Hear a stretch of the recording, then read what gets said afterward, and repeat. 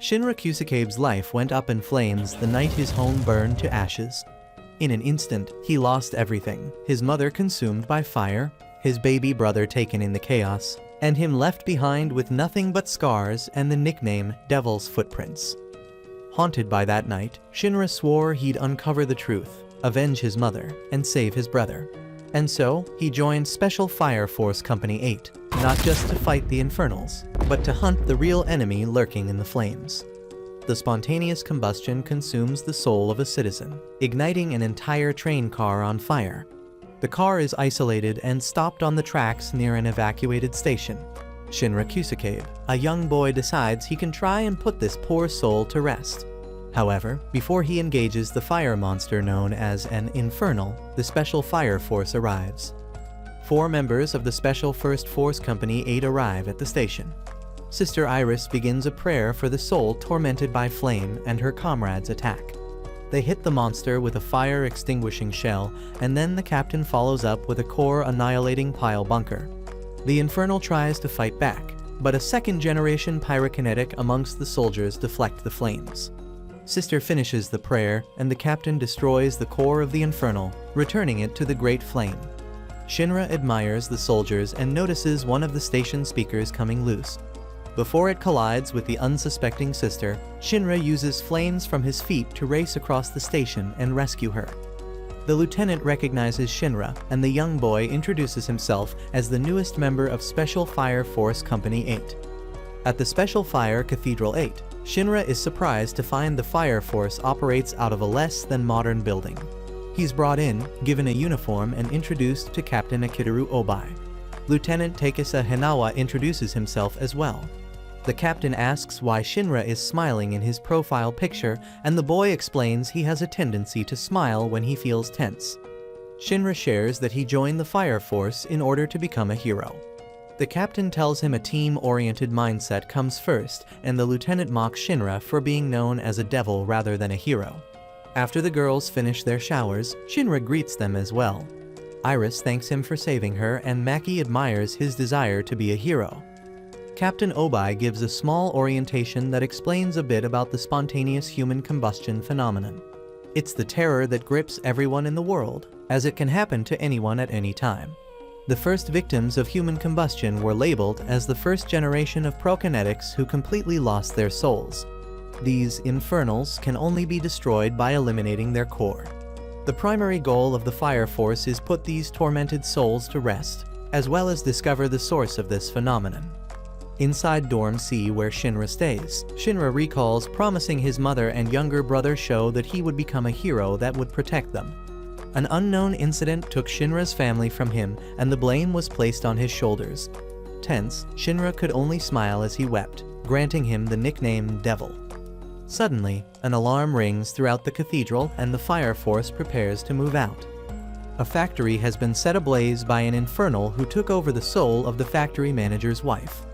The team of fire soldiers board the Matchbox Special Armored Fire Engine and move out. The Blue Stripes arrive on the scene and convey with a fire defense agency. They devise a plan to isolate and defeat the aggressive Infernal. The factory manager pleads for them to put his wife to rest as they enter the blazing building. The wall of flames that greet the team remind Shinra of the trauma from losing his family. The captain reminds him that they're a team, and every second they delay means more destruction. Shinra rises back to his feet and regains his composure. Maki secures a path through the flame wall, but the Infernal redirects the flames and attacks Shinra, sending him flying into a wall. Shinra recalls the details of losing his mother and how he was blamed for it.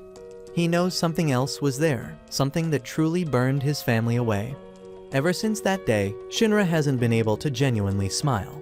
The other fire soldiers help Shinra regain consciousness after a few seconds. Captain Obai readies the team for battle and attacks with Maki and Shinra. The lieutenant draws the Infernal's attention with bullets, while Maki and Obai get in close to attack. The Infernal counters and nearly sets Obai on fire, but Maki dispels the flames and the captain sends the monster flying using his axe. Shinra couldn't keep his family safe, but plans to keep his promise to become a hero. He ignites his flames and uses the power of a third generation to outmaneuver the Infernal before taking it out with one decisive kick. Afterward, the factory manager thanks the soldiers for putting his wife to rest. The captain recognizes Shinra's efforts and claims he's taken his first big step to becoming a hero. A young blonde boy wielding a blade arrives at the special fire Cathedral 8, where he proclaims it will be his new castle. Inside, Captain Obai tells Shinra about the Rookie Fire Games and how he and another new recruit will represent Company 8 in the competition. Shinra and the new recruit, Arthur Boyle, happen upon each other in the hallway. Arthur was the Devil's rival in the training academy, and they can't stand one another. They plan to duel on the roof, but they interrupt Maki and Iris, who are on break.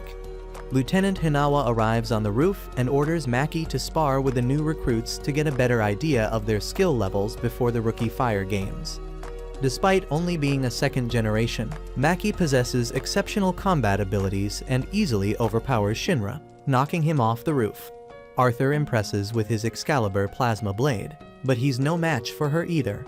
Both the boys agree defeating her is impossible and join Captain Obai for ramen at lunch. Afterward, most of the team goes to the firing range where Shinra gets to test out the Type 7 firefighting axe. Arthur claims the only weapon he needs is Excalibur, sparking a conversation about firefighting equipment. It's short-lived as an alarm rings, signaling another infernal appearance in the city.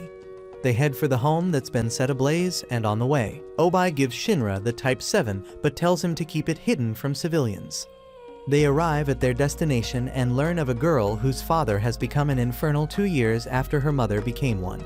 Shinra and Arthur take out their weapons in preparation for the mission, disobeying their captain's earlier command. Obai pulls them both to the side and explains that putting infernals to rest is actually killing them. The loved ones are bereaved, so their priority is to put the survivor's mind at ease, not fighting their loved ones.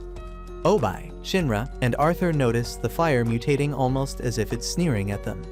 They head inside to a surprisingly peaceful scene, where the internalized man sits peacefully at his kitchen table. Arthur volunteers to put the man out of his misery and destroy the infernal's core with his plasma blade. The house is suddenly caught ablaze again, and Obai feels like someone is behind it. Outside, a mysterious civilian seems to be the cause of the mutated flames. Obai finds the girl and tells her that her father's soul fought back against the flames and won. He returns a picture of her family to put her mind at ease despite her loss. Everyone returns to base, and that night, Shinra and Arthur manage to get along in their bunk bed. Somewhere in a dark lab, a young, mysterious scientist collects ash into a tube. He explains the world is in shambles due to the spontaneous human combustion phenomenon. Flames have distorted space that's carving up the continents and leaving countries in shambles. Most people gather in the relatively undamaged Tokyo Empire, which is split into 8 districts. The Holy Sol Temple and Hajime Industries of the Empire helped develop Amaterasu, the thermal energy that powers Tokyo. The mysterious man from Shinra's second mission is the one listening to the story. He claims the ashes the scientist created worked well to taunt the fire soldiers. The young scientist says the 8th company with the devil among its ranks is led by Akitaru Obai, a man who was promoted twice and demoted twice in his time as a firefighter. He was stripped because of his desire to prioritize saving lives over taking orders. At the site of the Rookie Fire Soldier Games, Shinra meets Tamaki Kotatsu, a 3rd generation of the first company. He's also introduced to 119, the mascots of the Fire Defense Agency. Fire soldiers from every company prepare for the competition, but Shinra notices a familiar man. He recognizes him as a member of the first company and the man who helped put out the fire 12 years ago. Shinra introduces himself as a rookie from the 8th company and asks about the fire from 12 years ago. The man says he doesn't have time to chat, and Tamaki tells the rookie to stop being so forward with her captain. Shinra follows the man again, but he simply replies that he doesn't remember a fire from that long ago. He tells Shinra to go get ready, and everyone gathers for the start of the games. The object of the competition is to storm a large building where a simulated fire is happening. They must rescue those in need and take down a man posing as an infernal. As soon as the event starts, Shinra uses his flames to propel himself to the top of the building and enters from there. He soon encounters the mysterious man with the eye patch, who has knocked out all the men participating in the event inside.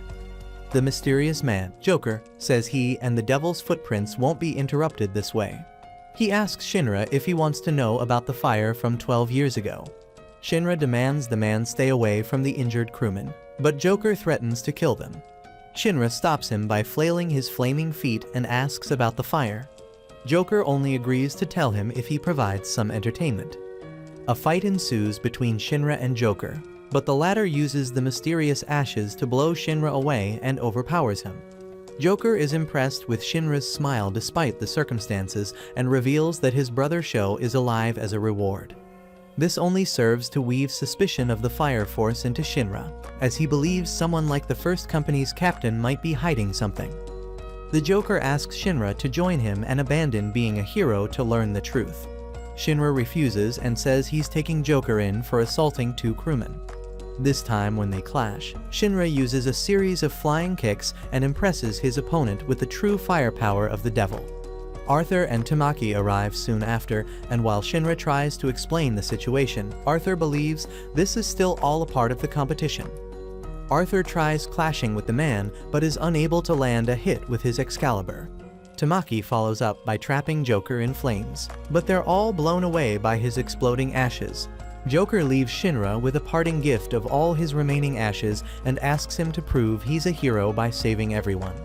As he disappears into the shadows, Joker leaves the invitation open to join his side. Shinra grabs the 2 injured men and tells the other 2 they need to escape before the ashes blow. Arthur and Tamaki carve and blow a hole in the ceiling and Shinra flies out while everyone is holding on to him. The explosion separates them, but Captain Burns grabs Tamaki while the rest of the 8th tries to catch Arthur. Afterward, the building is evacuated and Captain Burns thanks Shinra for saving his rookie. Captain Obai congratulates Shinra on a job well done, and Captain Burns says the 8th has a good man. Later that night, Shinra and Obai meet, and the captain explains that the various regiments of the Fire Force are mostly independent. Each of them acts on their own and are supported by different factions like the Holy Sol Temple and the Hajime Company. The 8th Company is comprised of members the Fire Defense Agency felt they could trust to investigate Companies 1-7. The Special Fire Force Company 5 and their leader, Princess Hibana, gain wind of a possible infernal appearance in Company 8 territory. Despite this, the princess decides to move into the 8th's jurisdiction to study this new infernal. Earlier that day, at Cathedral 8, Lieutenant Hinawa reveals the analysis of Joker's ashes is complete. The powder is revealed to be made from infernal ashes. Shortly after, Arthur and Shinra must complete loads of paperwork, but Maki gives them a job to save a dog in a tree after receiving a call that was meant for firefighters. The duo is resistant at first, but decide to go to get out of doing paperwork. Shinra and Arthur arrive in the city to find Mamoru stuck in the tree. Apparently, he was chased up there due to the recent backlash against the Fire Defense Agency due to the Miyamoto case currently in session. Miyamoto is nearly set free and found not guilty, but he suddenly transforms into an infernal that retains his sense of self and kills the judge. Company 8 learns of the appearance, but Princess Hibana of Company 5 wants to capture the intelligent infernal for herself. Maki is too ashamed to admit she sent Shinra and Arthur away for a simple mission, and the lieutenant promises to punish them both when the matchbox arrives in the city. The boys rendezvous with their squad and are ordered to go on ahead to suppress the infernal. Miyamoto tries to kill his lawyer, but Shinra and Arthur arrive just in time to save him. The boys easily overpower the infernal, who admits he's jealous of the Fire Force's job. The others catch up and both Obai and Hinawa are surprised to see the infernal has retained his character. Miyamoto pretends to surrender and then flees the area, forcing Shinra to chase him alone. In Teidoku, Akihabara, the infernal starts terrorizing more citizens as night falls. Shinra arrives and easily overpowers Miyamoto again, and the infernal calls him the devil. Shinra corrects him, stating he's a hero and tries to spare the man so he can get arrested. Unfortunately, the infernal tries a sneak attack only for his arm to get kicked off. Just before Shinra has the chance to put him to rest, Princess Hibana and the 5th Company interrupt the battle. Shinra refuses to take orders from her, forcing Hibana to suppress him with her abilities. Shinra eventually reaches his feet again and activates his ignition ability, challenging the entire 5th. Captain Obai and the others catch up before a skirmish breaks out, and the two captains start negotiating. Despite his suspicions, Obai allows the fifth to take the Infernal under the condition that they share their findings. Toru Kishiri of the fifth calls Obai a talentless nobody, infuriating Shinra and Arthur and earning him a punch from Maki. Princess Hibana warns the eighth to stop sticking their nose too deep, but Obai replies that the fire within the eighth cannot be extinguished so easily. Afterward, the fifth and eighth go their separate ways. With her clothing soaked, Iris kneels beside a fountain and recalls growing up a sister alongside Hibana a long time ago. Shinra notices something is troubling her and does his best to encourage the sister. Captain Obai holds a meeting with his team and reveals the eighth will investigate the fifth company even if it leads to them coming to blows. Hinawa explains the situation and shoots Shinra when he gets distracted from the task at hand. Using his ignition ability as a second generation, Hinawa can manipulate bullets and made his shot non-lethal by weakening the gunpowder. After the meeting, Shinra and Hinawa discuss how Hibana mysteriously rose to the roll-up captain using her illegal research. The lieutenant stresses that Shinra and Arthur will be key in the upcoming battle. Meanwhile, at Special Fire Force Combined 5, Hibaba experiments and enjoys torturing the captured Infernal, Setsuo Miyamoto. Still uneasy, Sister Iris prays to the sun god in the cathedral, while Shinra ponders his meeting with Hibana in bed. Arthur overhears him, and they discuss what's been bothering Iris. They're interrupted by Maki, who asks where Iris has disappeared to. Alone, Sister Iris heads to the base of the fifth company and asks to see Hibana. Before long, Hibana strikes Iris in rage for suggesting she's abandoned religion with her dark dealings in infernal research. Hibana believes there are only devils walking the earth, not gods, and she admits to completely abandoning the church. Hibana plans on using Iris to reel in the eighth company so she can eliminate them before they pose a threat. The conflict between the two companies immediately explodes as Shinra and the others barge into the Combined to save their comrade. Maki questions whether they should be acting so rashly, but Hinawa believes the fifth can't file an official report with all their shady research laying about. The lieutenant orders both rookies to go after Iris, while he and Maki handle the welcoming party. Hinawa uses his pyrokinetic bullets to take down the fire soldiers guarding the Combine, clearing a path for the boys to infiltrate. Arthur is quickly confronted by a conehead scientist who's improved Miyamoto and given the ability to shoot concentrated blasts of fire. Although mostly unbothered, something appears off about Arthur. Toru Kishiri uses his bubbles to launch a surprise assault on Hinawa and Maki. By breathing flammable gas into zero-oxygen bubblegum, Kishiri creates bubbles that explode once they pop. The bubbles prove to be tremendously explosive. However, Maki gives away the target's position, and that's enough for Hinawa to defeat him using ballistic and ricochet control. Immediately following their victory, the lieutenant and the witch are confronted by the Fifth Angel's three. Conehead and Miyamoto appear to have the upper hand on the night, but he remains confident. The princess learns of the attack and orders the destruction of the eighth company so they won't stand in the way of her research. Arthur is overwhelmed and insulted by Miyamoto for being overconfident despite appearing so weak.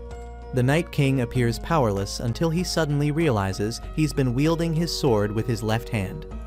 After switching to his proper right-handed wield, Arthur effortlessly slays Miyamoto in a violet flash. Conehead is amazed by the young knight's strength as Miyamoto is slain at last. Hinawa and Maki dispatch all of the Fifth Angel's three and discover there are more than 3 of them. While all of his comrades claim victory, Shinra finally arrives at the princess's castle. Shinra searches the inner sanctum of the Fifth Company Combined for Princess Hibana. He worries he may not be able to deal with her mysterious ability. The Fifth Angel's 3 confront Shinra, but they're easily dispatched by the rookie fire soldier. Hibana tells Iris that her allies have arrived to rescue her. The princess tells her to pray for her allies because it all ends in flames. All of the female nuns they grew up with burned up, but Hibana gained abilities. She believes she is standing on their ashes and can achieve happiness this way. Iris argues her former sister will never attain happiness this way, but Hibana lashes out with fire. Shinra arrives, claiming a hero is here to save Sister Iris. Iris tells him to run, but Shinra stands up to the captain. Hibana calls him gravel and uses her ignition ability to disable him. Shinra collapses from lightheadedness and the princess steps her foot into his head. Heat syncope, Hibana's ability, envelops her enemies in a special heat that stops the blood flowing to her target's brain. Shinra stands up and claims the dizziness is all in his head. Hibana calls the hero delusional and is surprised he's able to stand. She calls upon her red-hot flowers made from fire and decides to destroy him despite his ability to fight back. Shinra reminds her that he's a hero and activates his flames, claiming the woman is mistaken that she'll win. Early in the scuffle, Shinra appears to be staggering around and can't even fly properly. The princess summons her Sakura tree and demands Iris and Shinra concede there are no real gods or heroes in this world. Iris reminds Hibana that they prayed together at the convent when they were younger. In response, Hibana recalls everyone but the two of them perishing in a fire that burned up the church. Shinra stands again and says Hibana is a victim of the flames just like he is. The princess tries to burn him alive using Sakura Blizzard and demands he bow down to her. Somehow, he resists the heat and stops himself from collapsing. Shinra says he must defeat her for her own good and be a hero. She refuses to believe there are heroes in this world, and Shinra says that's exactly why he must become a hero. Hibana is surprised by his words, and the would-be hero lands a solid punch on the captain. In the past, Iris and Hibana were happy growing up. However, after the incident that took the lives of their friends, she threw herself into sorrow. She left the church and decided to act as a devil of fire should. Hibana desired to learn what she could about infernals in order to bolster her ranking in society. Hibana awakens and finds Shinra and Iris protecting her from the Sakura tree. Iris says that she's always looked up to Hibana, but the princess claims that she's only supported by the flames. She believes she has nothing now that she's lost, but Shinra says she has a hero by her side. She asks why he should be obligated, but Shinra reminds her that heroes don't need a reason to save others. Hibana and Iris appear to make up, and the princess even shows her the flowers from their childhood. Afterwards, after finishing preparations, Captain Obai finds out that the battle is over. The first company, led by Leonard Burns, prepares for joint training with the 8th. Captain Burns seems well aware that the 8th Regiment is making their move to investigate them. The 8th holds an informal party for several other companies for the training. Afterward, Obai and Hibana discuss Obai's plans to extort the truth about human combustion. She explains that he might not understand her research and that she had a change of heart because of Shinra. Hibana also reveals that there is someone out there causing human combustion. They decide to work together to bring justice to those causing these fires. All of the infernals that have tested differently from others have all been from the Shinjuku district, under the first company's jurisdiction. In a meeting with his subordinates, Obai reveals his plan is to infiltrate the first district under the cover of the rookie reassignment training system. Shinra and Arthur are ordered to go undercover into the first and learn what they can about people artificially creating infernals. Maki guides them to the Holy Sol obelisk, the fancy base of the first company. Takeru Noto from the 2nd and Toru Kishiri from the 5th join them as camouflage for the operation. Karam Flam greets them inside and berates them, but Shinra just takes it as redundant speech. Karam leads them outside to meet with Captain Burns and the rest of the first in the Grand Cathedral. Shinra is excited to meet Captain Burns, anxious to find out anything he knows about the fire from 12 years ago. Maki introduces the new recruits to Captain Burns' 3 lieutenants, Foyan Lai, Karam Flam, and Rekka Hoshimiya. Shinra suddenly challenges them to a sparring match in order to assess their abilities. Rekka claims that won't be necessary, but Burns decides to go along with it. Hearing about Shinra's sparring match with the captain, Tamaki rushes to the practice grounds. Burns decides to start with the lowest numbered company, but Takeru is too shy to want to participate. He spars with Rekka anyway, where the latter calls him Juggernaut. Takeru doesn't like using his flames, but Rekka talks him into fighting.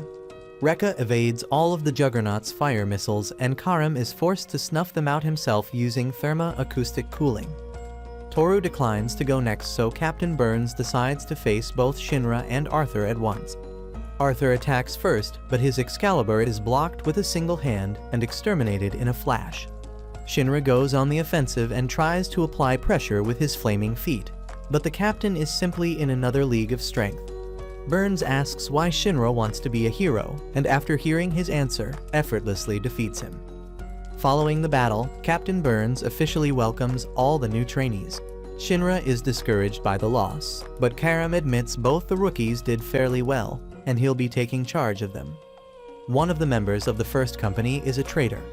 In the midst of a large mist, one of the lieutenants uses an unmarked telephone booth and claims that the infernalization will move forward without a hitch. He also reveals he's talking to the evangelist. Captains Obai and Hibana meet to share her research notes. Hibana reveals that insects are used to pierce the core of the inflicted infernal from the outside, differently from the spontaneous human combustion. 5 days since joining the first, Shinra awakens and reminds himself they have a month to find information about the infernals. Lieutenant Hinawa comes to visit them, as he's apparently been doing every day. Hinawa and Hibana discuss the peaceful atmosphere at this company as if they have nothing to hide, unlike the fifth. Artificial infernals have been appearing in closed-off fire sites that only fire soldiers can gain access to. This has led Hibana to conclude that no matter what, there is a high probability the first is behind this. At lunch, Takeru talks with Shinra, Arthur, and Toru about why they joined the fire soldiers. They're interrupted by Tamaki when suddenly the fire alarms go off. They separate and go off to their designated lieutenants. Everyone meets on site and acts swiftly to neutralize multiple reported incidents of infernals. Karam orders Shinra and Arthur to remain on standby, but Shinra detects an infernal appearance. He notices a civilian who's suddenly transformed into an infernal by another person. Confident in his feat, Shinra chases down the culprit only to find Rekka and Karam in at the end of the alley. Shinra remains undercover and keeps Arthur from running his mouth. Tamaki appears and confirms the infernal has been dealt with. Karam orders everyone to leave and the rookies regroup in their room. Arthur knows that the lieutenants are behind this, but Shinra says they don't know who friend from foe is yet. Shinra reveals he saw a fire soldier internalize a civilian by pressing an insect in a bottle on their back. They start by investigating Karam's room after telling Juggernaut to keep them busy. Arthur breaks into the room using Mini Excalibur and breaks into one of Karam's shelves the same way. Inside, they find one of the infernal insects and conclude Karam is their culprit. Suddenly, Karam appears and claims he left an insect there on purpose. He decided to test them due to their behavior in the alley and concludes the eighth is investigating the insects as well. Karam surmises that Rekka must be the one behind these incidents. There was an incident 2 months prior to where a group of children were burned in an unnatural incident, reminding Shinra of his past as well as Hibana's. It was there that Karam found that insect. He's distraught that his friend has turned to such evil. Meanwhile, Rekka manipulates Tamaki into rounding up a group of young children in a secluded area.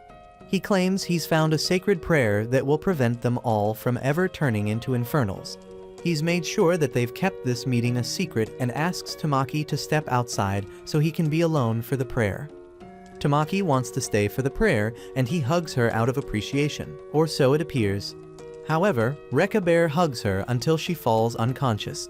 Afraid, the mother of the children tries to take them away, but Rekka turns her into an infernal first before destroying her core. At the cathedral, Shinra and Arthur join Karam on his mission to search for Rekka despite his orders for them to remain behind. Meanwhile, Rekka torments the scared children and Tamaki wakes back up. Tamaki realizes that Rekka has been creating infernals and he abuses her. He shouts that he won't give up no matter how many children he must sacrifice in order to create infernals for the evangelist. Rekka orders her to stay quiet and kicks her to the ground. He wants to create a pilot light and transforms one of the children into an infernal, causing Shinra to detect it as he flies through the sky. As Tak burns, Rekka orders him to command the flames and the boy appears to survive the incident. Rekka claims he's compatible with the pilot light and tries to move on to the rest of the children. Tamaki begs him to stop and uses her flames as a signal fire. Rekka beats on Tamaki, betraying her image of him. The girl recalls her admiration for Rekka's enthusiasm during a past mission. However, currently, the lieutenant she respected so highly is trying to kill her and transform children into infernals. Shinra arrives to save the day, stomping Rekka's face into the ground with his burning foot.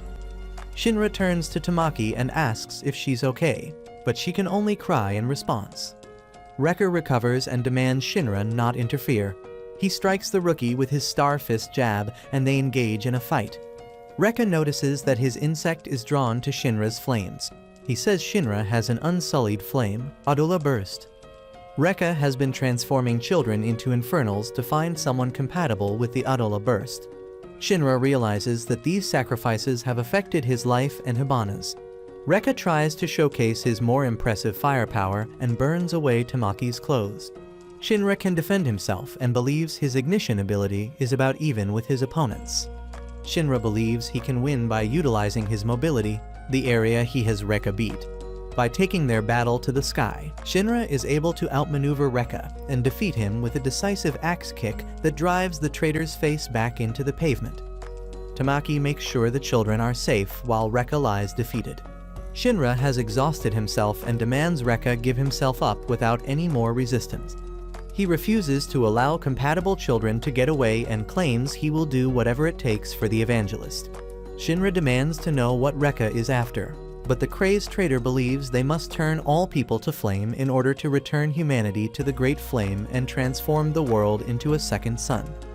Before Tamaki escapes with the children, Rekka prepares to stop them so he can brainwash them to serve the evangelist. Despite overusing his flames, Rekka tries to exterminate everyone there. However, Karam arrives and completely freezes him using his power.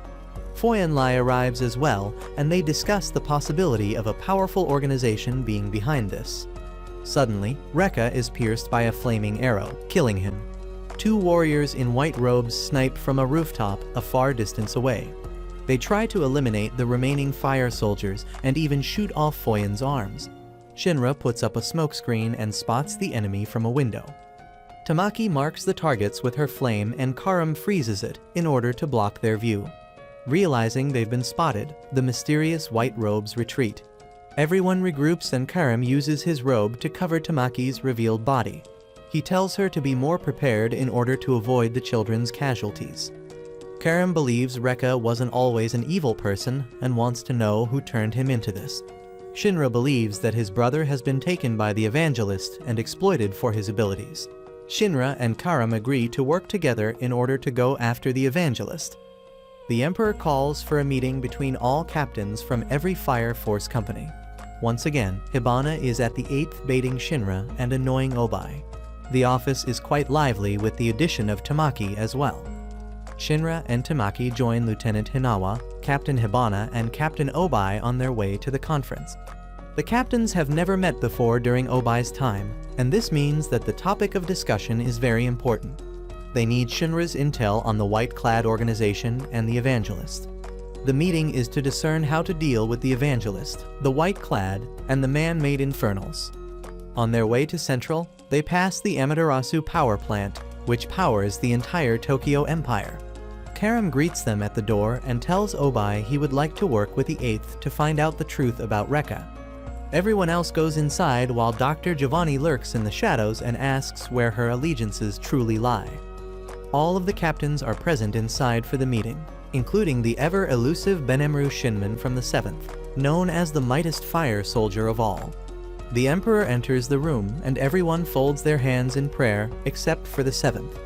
The emergency conference begins and the Emperor orders each of the companies to bring down the evangelist. Benemru gets even more disrespectful and the second captain demands an apology. As a proto-nationalist, Benemru claims the 7th will act however they want and leaves after refusing to swear loyalty to the Empire or the Great Sol. The Emperor continues to explain their plan to take down the evangelist and Joker listens in from the outside. The Emperor addresses Shinra and tells him about how the Adula Burst he possesses. An Adula Burst is a pure flame, and according to Dr. Giovanni, the evangelist is trying to acquire multiple Adula Bursts. Dr. Giovanni suggests that they keep Shinra safely locked away, but Hibana and Obai take responsibility for his safety. After the meeting, Obai returns to the 8th, but Shinra goes to see Amaterasu on his own. Joker confronts him at the power plant, and the two meet again. Joker tells Shinra that an Adula Burst is the sacred flame of this world and claims he doesn't want to fight. The mysterious man says he would like to reward Shinra for getting closer to the truth. He reveals that Shinra Kusakabe is the commander of the Knights of the Ashen Flame, serving under the Evangelist. Before Shinra can ask any more questions, Joker suddenly disappears. Shinra returns to the 8th headquarters and Hinawa orders everyone to read over hundreds of documents with information about the Evangelist and White-clad organization. Arthur's idiocy causes his brain to short out from too much reading. Shinra struggles to come to terms with the news. That night, they take a break for dinner.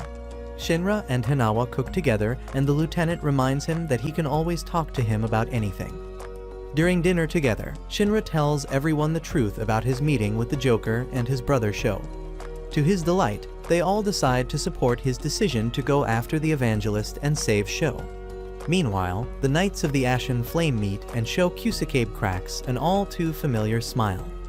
The 8th Company gathers to discuss reports found that could be connected to the White-clad organization.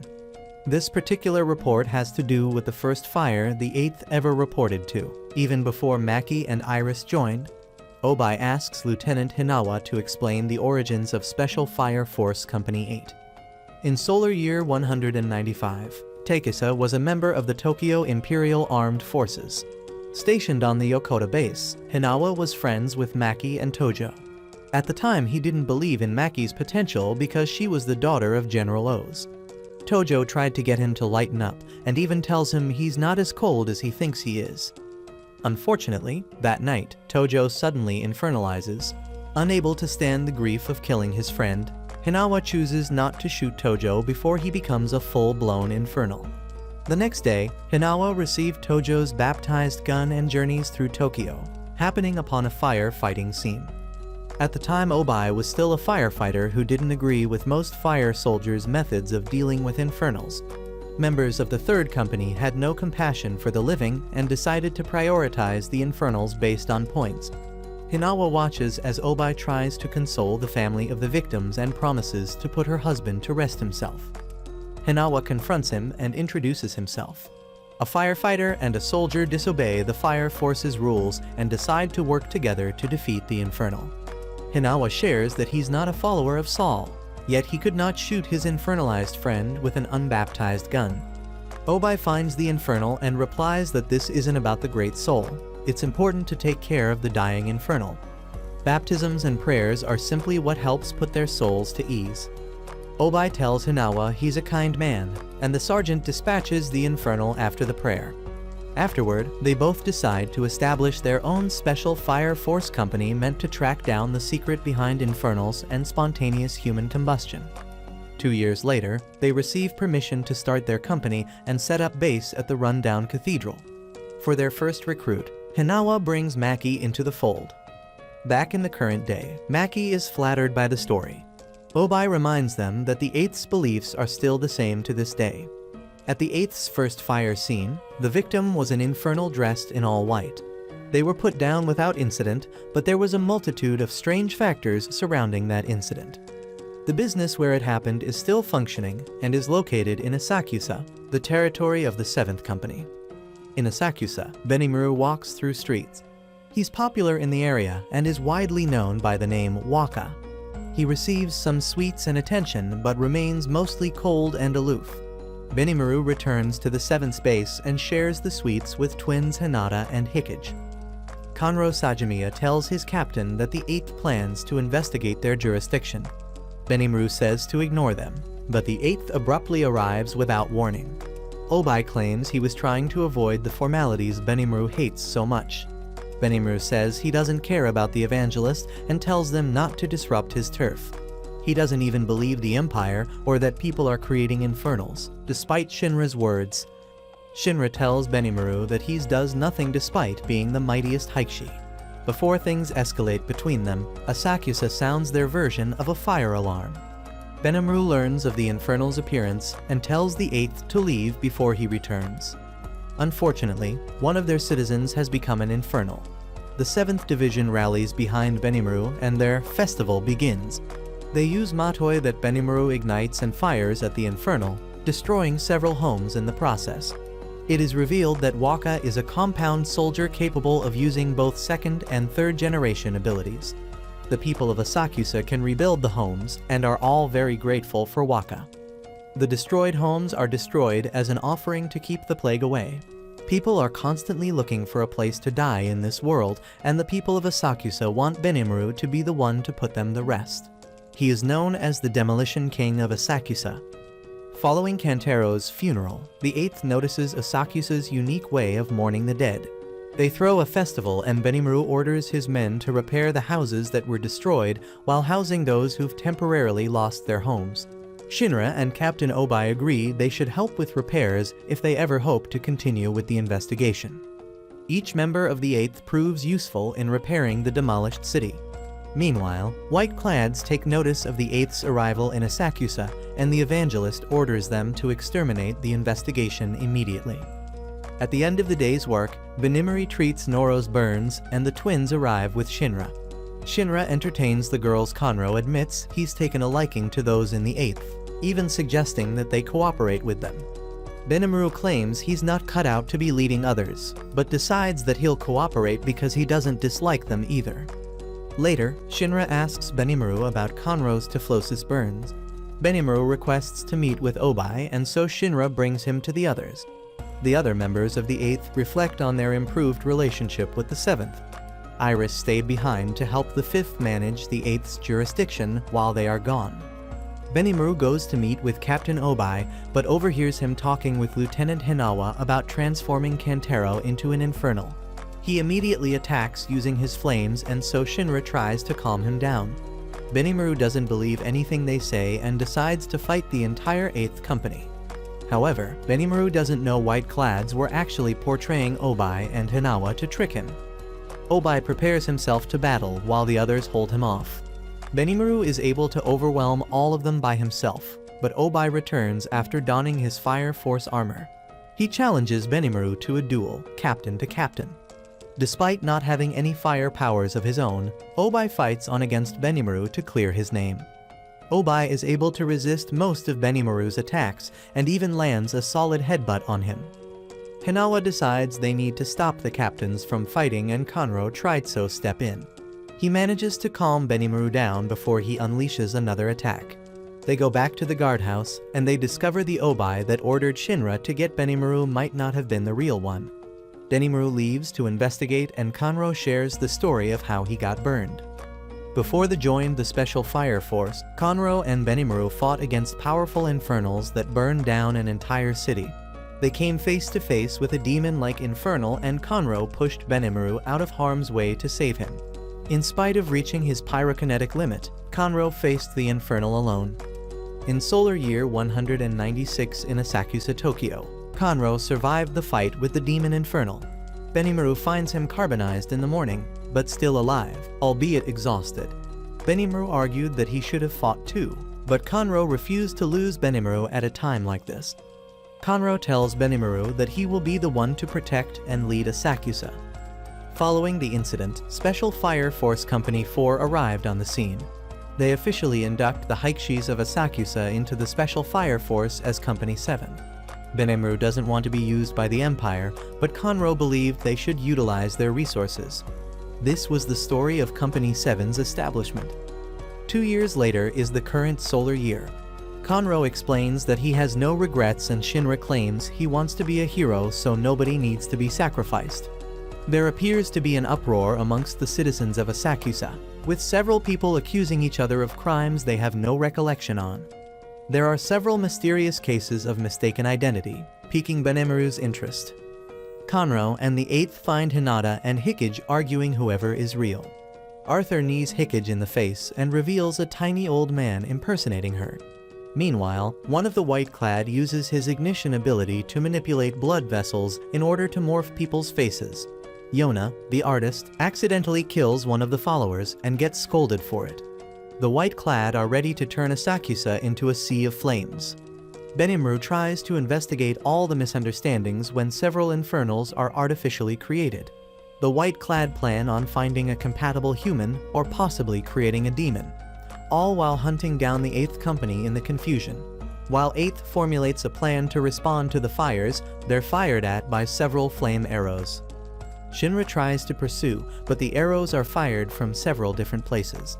Arthur tries to back him up as they go after the sniper together. Conro and Hinata interrogate the man and demand hickage. The man doesn't talk, and he infernalizes himself before quickly dying. The people of Asakusa won't listen to the 8th, and Conro decides to ring the emergency bell. Benimaru struggles to direct the people and isn't sure how to proceed. Shinra locates the sniper and encounters 2 white-clad. Arthur backs him up, and they engage in a 2-on-2 fight. However, their poor teamwork puts them at a disadvantage. Once they get on similar pages and strategize, they overwhelm the white-clad and force Arrow to retreat. Desperate to counterattack, the hooded man consumes an infernal insect. Benimaru puts an infernal to rest and calls one of his flaming matoi. Benny still defers to Conro as the leader, where Conro instills his faith in Benny to take charge during this time. Benny accepts this reluctantly, announcing to the people that there are outsiders in their midst posing as them to spread confusion and distrust. He declares that it doesn't matter and urges everyone to fight one another as the outsiders won't get the best of them. Meanwhile, Shinra and Arthur are faced with the white-clad archer and her protector that turned himself into an infernal with horns a demon. Benny spots the demon from afar, determined it will be his opponent. The demon looks exactly like the infernal that destroyed Shinra's childhood home, and he experiences what the archer refers to as an Adela link. Hika is found beating up the white-clad that promised candy in exchange for her kimono. Hina joins her twin, informing her that an old man tried to pose as her. They proceed to beat up the men together.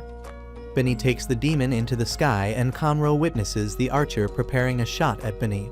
Conro tries to use his flames, but due to his condition, he is unable to aid Benny. He calls out for Shinra to save Benny, whose instincts kick in immediately after the cry. He catches up to the arrow quickly, telling himself that his flames are the ones to preserve mankind rather than destroy it, and kicks the arrow out of the way. The archer compares Shinra's Adela link to the evangelist, the commander of the white-clad. Benny uses a move belonging to Conro, the Crimson Moon, to annihilate the demon. Benny freefalls until Shinra catches him. Members of the 7th happily inform Conro that the flames and infernals have been extinguished. Conro says they ought to thank the 8th, particularly Shinra. Yona and Arrow, Knights of the Ashen Flame, debrief Sho Kusakabe on Shinra. They inform him that Heron has been martyred. Arrow notes that Shinra's Adela link was connected to the demon. Sho claims that he wants it Adela link at any cost. Sho says that next time her will go. Meanwhile, Obai deals with forensic scientists, Victor Licht. He's been assigned to Company 8's lacking forensic team. Licht has a connection to Joker. Things get off to a rocky start when he fails to salute with the proper hand. Licht grabs Shinra's feet, hoping to touch the feet that produce the Adela link. Top of his class, Victor Licht headed the Applied Pyrokinetic Lab at Heijima Heavy Industries. Victor isn't humble, admitting to his own brilliance. Princess Hibana questions why he's at Company 8. Victor begs to be allowed to join them. Besides, Company 8 doesn't even have an engineer. But they have an idea who they should recruit, Vulcan Joseph. He's been difficult to recruit so far. A god of fire and the forge, Vulcan is profoundly skilled. He does have a hatred for Heijima and the Special Fire Force for their association. However, Obai is sure that Shinra, Arthur, and Iris can get him to join. He tells them to go in street clothing, but don't mislead him. Hibana is certain that this is waste of everybody's time. Vulcan lives in a junkyard. When Shinra and Arthur introduce themselves, Vulcan throws soda cans at them. Vulcan tells them that he won't help fire soldiers. However, his apprentice, Yu, agrees to listen to their pitch. Due to his disdain of Heijima, they use their influence to stop his suppliers. Yu notes that there's a deeper reason for his hatred. However, before he can tell them, Shinra vouches for Company 8's difference. Yu allows them inside Vulcan's home. There they meet Lisa and witness Vulcan in action. He swings his wrenches like drumsticks, beating on his machine. He then kicks it into a wall. Vulcan explains that if a machine would break that easily, it's no different than a defective unit. After some hijinks as he realizes that Shinra, Arthur, and Iris are inside, a guest arrives. Outside, Vulcan and the 3rd Company Captain Giovanni meet. Giovanni stopped the supply line to pressure Vulcan to join them. Vulcan accuses Giovanni of murdering his father and grandfather. Giovanni mocks Vulcan's dream. Shinra offers Company 8's help. Iris begins randomly pressing buttons. The incompetence of Shinra, Arthur, and Iris has a charming effect on Vulcan. He offers to show them something to make their trip worth it. He shows them a machine that projects images of sea creatures in the ocean, elephants and birds. Vulcan's dream is to bring the now extinct animals back to life. However, he doesn't have the technology to do so. We learn that Lisa lost her parents to an infernal. Homeless, Vulcan took her in. She informs them that Vulcan's father and grandfather both turned into infernals at the same time. However, he doesn't believe that it was random. He thinks that Giovanni has something to do with it. Formerly an apprentice of Vulcan's, Giovanni then went to work for Heijima. Vulcan's family has always had a bad relationship with Heijima. As Lisa heads inside, Shinra's Adola Link senses Giovanni's intent to kill Vulcan. Vulcan offers soda to his parents' grave, telling them about how hard work has been and how he has found a new family. He shares with Lisa and Yu that he wants to form bonds that never break like his grandfather and father did. Shinra, Iris, and Arthur discuss what Giovanni's true intent could be and why it would be murderous. Shinra seeks out where Giovanni may be while Arthur is tasked with protecting everyone else. Arthur tries to tell Vulcan about it, but Vulcan finds it hard to believe that he has the same concerns about Heijima as 8th Fire Force. Yu interrupts them to point out the white-clad gathering outside. Giovanni attacks Shinra stealthily with wire-controlled fists, wanting to take Shinra to the evangelist because of his Adola burst. Giovanni electrocutes Shinra from above. Meanwhile, Arthur explains he cannot fight when he doesn't feel knight-like, so Vulcan begins to assemble gear to help Arthur out with that. Arthur prepares to fight with a cloak, sword, and donkey head strapped to his groin as his stead. His sword is stronger than usual, and he effortlessly eliminates the clone illusions of the white-clads to reveal there are only 2 of them. One white-clad summons a morning star and approaches Arthur, who deflects his blows effortlessly. The white-clad that creates the clone images creates Arthur to mock him. They destroy Arthur's donkey, which takes down Arthur's power considerably, but rises again to avenge his stead. Vulcan urges Lisa and Yu to escape, but they refuse to go without him. Vulcan reveals his forefathers built Amaterasu. Last second, Lisa turns on Vulcan and Yu, knocking them both down. Giovanni enters asking for the key to Amaterasu, shooting Yu as a tactic to get the information he wants. Vulcan seems to not know where the key is, angering Giovanni to the point of him yelling vehemently and beating Vulcan in a robotic manner. He destroys Vulcan's projector that had Vulcan's dreams in. Hibana reveals she planted a bug on Iris and has been listening in and unties Shinra so he can get back to Vulcan's workshop. Giovanni finds the key within the projector he smashed. Shinra busts in just in time to try to intervene. Outside, Hibana aids Arthur. Lisa attacks Shinra. Her flames are magnetic and drawn to living organisms. Vulcan instructs Iris to start pressing buttons at random, causing animatronics to fall from the ceiling. Lisa's flames are forced to withdraw as the amount of machines producing a magnetic field can collectively mimic a person's. Shinra is quick to send Giovanni flying through the wall, outside. Shinra's Adola Link becomes active again, as Sho is near. Shinra is immediately elated to see his brother, proud that Sho grew up to be so handsome and cool. Sho is clueless, unaware that Shinra is his big brother. Sho finds himself disgusted and declares that Shinra will be coming with the white-clad. Arthur tries to intervene, but Sho slashes him across the chest with his sword. Licht helps everyone escape by truck. Vulcan scoops up Arthur and Shinra in their passing. Vulcan calls out to Lisa to come along, but fails to bring her on.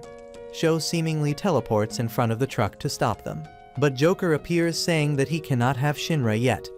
Joker vanishes as he is sure that Shinra has gotten away, revealing that Sho and him landed minor cuts on one another, such as one in Sho's sword and Joker's eye patch. Shinra reports to Obai over the phone at the hospital. Vulcan agrees to stay at the 8th, as the workshop is no longer safe for him.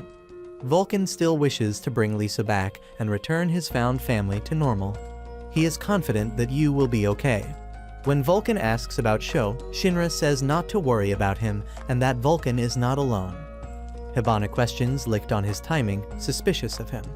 On the way home, Shinra vows to uphold his promise to his mother from when he was a child, to protect his little brother. He wants to bring his brother back. Vulcan is surprised by how the 8th behaves over dinner, finding it endearing and nothing like he imagined.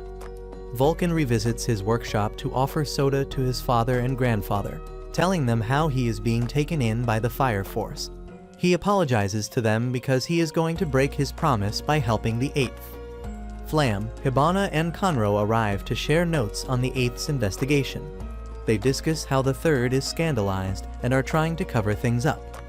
Obai says he has Licht trying to find their base, who is seen conversing with Joker. No one else knows this, but Hibana is suspicious of Licht and questions Obai's choice to trust him. Joker asks Licht if he can come up with a plan to improve Shinra's flames. Meanwhile, Conro offers Obai to train the recruits in hand-to-hand combat. Arthur and Shinra are trained by Beni to fight. Beni instructs Arthur and Shinra to devise finishing moves. Licht arrives and explains a way Shinra can boost his flames, asking Beni to demonstrate by making the propulsion of his flames tighter and more exact. Conro threatens Licht, finding him to be suspicious and an odd fit for the 8th. Arthur trains his fundamentals with Beni. Meanwhile, Shinra tries tightening the propulsion of his flames and barely maintaining control of them. Back at the 8th, Vulcan is working on creating ways to improve snuffing fires with his creations. He also creates support weapons for Sputter and Flare. Beni informs Shinra about why he uses his hands certain ways when using his flame, tracing it back to martial arts. It is Tenakata, which each hand formation has a different use and meaning. He explains one used for increasing foot power, which Shinra uses and finds his flames compressed instantly. With intense focus, his speed has increased significantly. Beni asks Shinra what his finishing move is called, only to reject what Shinra comes up with. Arthur begins training with a katana, learning new techniques on how to swing a blade. As Shinra hones his flames, he experiences his link to his brother. A few members of the White Clad hold a meeting where Dr. Giovanni mentions that soon the 8th Company will discover the location of their base. Sho mentions that it works in their favor due to one of the 8th's members possessing an Adala link. When he was a child, Shinra's mother would get him to pick up his after himself by telling him that naughty boys are sent to the Nether. It prompts him to quickly put away his toys, but as he's doing so, he mentions that he's unafraid. Shinra remembers promising Sho that if the latter ever was taken to the Nether, Shinra would come save him. In the present, Obai tells the 8th that evidence left at Vulcan's workshop helped Victor determine that the White Clad must be hiding in the Nether. Iris tells them that the Netherworld is an unclean place that even Sol's light cannot reach. Victor explains that in reality, the Nether is actually a network of subway tunnels that were mostly buried during the Great Disaster. That night, Shinra dreams about a woman who looks like Iris. A few moments later, he feels his Adala link and awakens. The next day, as the 8th are heading to the Nether, Obai reveals that typically people aren't allowed into the area, but they were given special permission to investigate.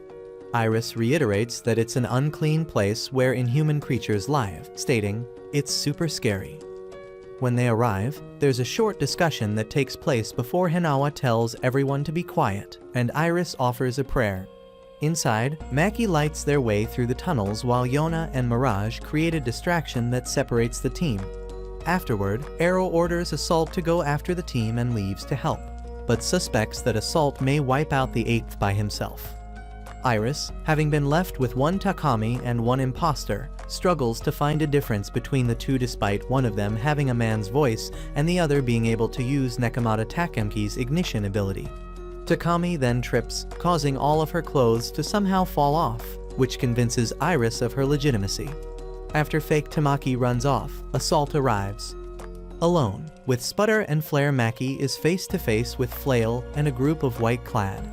At first she is scared, thinking them to be ghosts, but is quickly relieved and dispatches them easily with the new gear Vulcan made for her. Tamaki begins to fight Assault, who comments that she seems to have a high resistance to flames, but that due to not wanting to hurt women, he will kill them quickly. Recalling a conversation from the day prior, she is encouraged to give the fight her all and manages to avoid Assault's crimson bullet. Unfortunately, her lucky lechery activates and distracts Assault, which gives Iris an opening to bash him with a metal pipe. Tamaki and Iris then beat him unconscious and walk away, happy they could defend themselves. Hinawa faces Arrow alone. Licht is taken hostage by a white-clad and used as bait for Shinra. He breaks Licht free with his move Rapid. Hinawa and Arrow swap strategies to root one another out. Hinawa runs through an abandoned train and Arrow uses this to her advantage by locking him in there so he can't escape her shots. They share their ideologies with one another, prompting Arrow to ask why Hinawa fights if feelings are exhausting. He claims it is because he is fired up. Hinawa begins shooting with a shotgun so powerful that it requires him to replace the barrel after every shot. An onlooking white-clad describes it as a shootout between two tanks. Hinawa is struggling to stay awake, considering how things are as he dies. He climbs to his feet, remembering that 8th is barely a company and he can't leave Obai to lead it alone. Hinawa uses Arrow's flames against her by increasing the speed of his bullet with it. Defeating Arrow, he slumps against a pillar. Two white-clads approach him, and he flicks a bullet at them, shy of hitting their heads. The ceiling caves in and opens a hole. Arthur is on the other side of. One of the white-clads recognize Arthur from Vulcan's workshop. He creates a mass amount of clones. Arthur is able to tell which clone has the weight of life in it, which Benny taught him and Shinra. Using this, he roots out the white-clad and strikes him down, the slash of his blade following just above Hinawa's head. Maki comes across Tamaki and Iris. Coming after Vulcan and Obai is Giovanni and Lisa. Giovanni says he came to see Lisa, and Giovanni notices Vulcan's words to be connecting to Lisa deeply. He refers to her by her real name, Feeler, asking her what is wrong and reminding her that she is a manipulator and threatens her with another lesson. Giovanni explains the evangelists know everything, including the bugs that cause artificial infernals and the flame of perdition. Lisa is compatible with the bugs. Her parents were killed by an infernal, and she feared the flames ever since, but claims the bugs have reopened her eyes. Obai and Vulcan beg for her not to do this, as they are in her flame's grip. Obai is determined to free Lisa from her flames that she has no control over.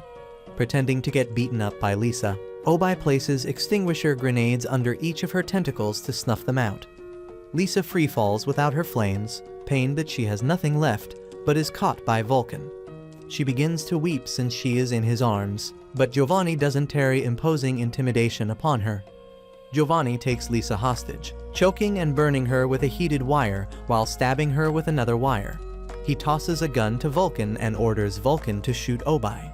Obai instructs Vulcan to do as Giovanni says, to which Vulcan reluctantly obliges. When Giovanni releases Lisa, Obai rises again, ripping up metal train tracks like they are nothing. Turns out Vulcan made Obai a bulletproof vest before the mission. Obai asks why the evangelists create infernals and what their goal is, which Giovanni refers to as protecting natural order. He explains the Attila burst was feared long before flames engulfed the world. He mentions that an unpowered will never understand, but Shinra may be staring to get an inkling. Shinra is ailed with hallucinations caused by his Attila link, revisited by his memories of him and Sho as children. Giovanni explains that right now, Shinra should be linking to Sho. He goes on to say that the Attila burst can affect all kinds of heat. Obai questions what connects bugs and the Attila burst, and Giovanni merely says that they may have come from the same place as the flames. Shinra confronts Sho, saying he is there just like he promised to their mother. Sho is disgusted by the idea, upsetting Shinra. Shinra closes the distance between them and tells Sho not to speak ill of their mother. They seemingly disappear in a burst of flamed footprints and feathers glimmering around Licht, reappearing as Sho's blade pins Licht to a pillar with Shinra trying to block it. They ricochet off one another. Sho draws his blade and stabs it into the floor, pausing time. He charges at Shinra, sending him flying. Shinra takes severe damage from this hit, spewing up blood. Meanwhile, Giovanni withdraws, saying that his task to get Sho and Shinra together is accomplished. Sho says he and Shinra are in different universes. Licht realizes that Sho is using heat to expand his universe, making Shinra's speed useless against him. Sho initiates their Attila link, wanting to show Shinra rather than explain it. Sho explains that the flames from the Attila burst is the land Shinra sees when experiencing their link. Their flames can affect all living things beyond their universe. Sho shows Shinra the evangelist, who is seated behind him amongst the land of black flame and skeletal remains. When Shinra calls out to the evangelist, exclaiming that he is using Sho for human combustion, the Adala world around them dissipates and they are back to the real world. Lichtbetter explains to Shinra that Sho's flames take from the universe's expansion to stop time. Shinra refuses to give up, despite it being futile. Shinra takes an effortless beating from Sho, but brushes it off, asking why Sho can't be nice and just call him Big Brother. Shinra chases after Sho like it is a game of tag, but Sho simply sends him sailing through the air again to crash into another pillar. Shinra calls Sho a stuck-up brat for breaking the rules of tag. In Shinra's anguish, he forces a link with Sho subconsciously, bringing up a memory of them as children and Shinra attempting to play with infant Sho. Midst that, he nicks Sho on his cheek with his flames. Shinra concludes the reason Sho is so powerful is his connection to the Adala world, so he wonders if he can also use Adala to his advantage. Sho slashes Shinra with a cut that will separate the universes Shinra is in, meaning his time is now limited. Shinra has already felt emotion from others due to his Adala link, but wants to be the one to exert his emotion onto others. Despite being blown away over and over again, Shinra still approaches Sho. Shinra explains to Sho how much Sho being alive means to him, and that he is aware that to Sho, he is just a stranger. Shinra tells himself that he cannot give up now and attempts charging at his brother faster. When Sho freezes time, Shinra is nowhere to be seen. Sho unfreezes time as he is at his limit and Shinra collides with a pillar, unable to control his own ability. When Sho questions how Shinra could disappear, Shinra replies that he is just trying to go faster. Another image from their Adala link enters Sho's mind. Licht contemplates what is happening to Shinra, wondering if he is going so fast that he is breaking apart and reforming. Licht realizes that Shinra could unknowingly form a black hole, destroying everything in existence. When Sho freezes time again, Shinra phases through the motionless world and lands a hit on Sho. A white-clad onlooker from the shadows proposes this is the birth of a fourth generation. Shinra collapses, coughing up more blood. Licht finally calls out what is happening with Shinra's power, that if he overheats while rewinding time, he may die. On reflex, Shinra grins uncontrollably, or rather, he is genuinely happy to be with his brother again. Shinra persists, his memories flooding Sho. Shinra says that his promise to their mother is important to him, but after seeing him like this, it is different. When Shinra was still in school, he was bullied and called a devil that killed his family. After he lost his family, he developed a nervous tic of grinning. Shinra shares that before the fire, he and Sho could smile without thinking about it. Sho remembers that the evangelist approached him as a baby in the fires. Next, he recalls a time when he was a baby and a newspaper had blown over him while he is in his cradle. Shinra came to help get the newspaper off. Upon remembering this, Sho begins to cry. Shinra hugs Sho to his chest, apologizing for leaving him in the dark for so long. The aftershock of Sho's blade piercing his chest sets in, and he collapses, telling Sho this isn't his fault. Hamiya appears from the shadows, saying that Shinra can't control his powers, so he impaled himself without realizing it. She goes on to say they will kickstart the Great Cataclysm again with the Adala bursts. Sho asks her what happened 12 years ago, and Hamiya tells him to beat it out of her. Sho tries stopping time, only to realize his Adala link has been severed. She uses electricity to make Sho walk away. Hinawa shoots her, Arthur charging in after to try taking off her head. It's deflected, and he puts himself between Shinra and Hamiya. She attempts to use her electricity on Arthur, but his plasma blade interferes with the ability. From behind, Obai tries collapsing a pillar onto Hamiya. An earthquake begins to rumble continuously. Hamiya escapes with Sho after exclaiming that this is the work of the evangelist. The eighth is forced to withdraw, and they take the seriously injured Shinra to Kyoko Huang. Kyoko uses her abilities to try to heal Shinra. While Shinra is being operated on, Hinawa is being patched up. Licht is busy investigating. Vulcan is with Lisa, and Iris has left to pray. The operation is a success, but Kyoko estimates that Shinra won't wake up for a few more days.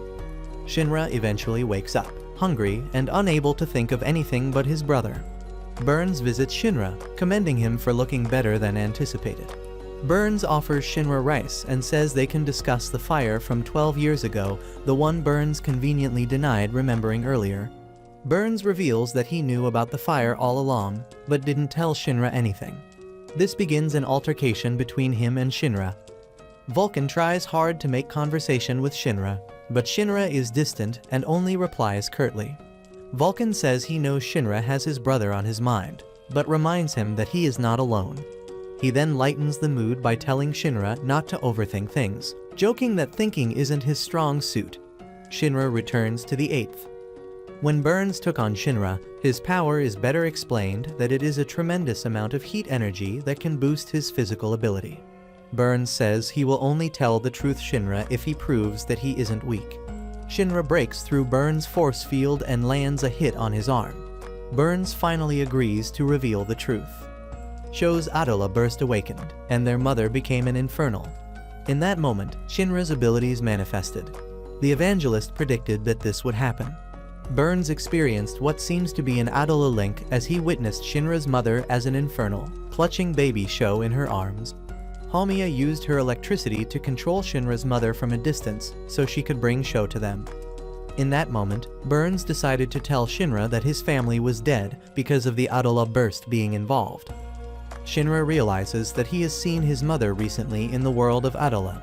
He wants to learn more about it so that he can see his mother again. He assumes this is linked to Captain Haig. Obai agrees that they ought to investigate this. They both propose that if Shinra's mother is still alive as an infernal, there may be a way to bring her back.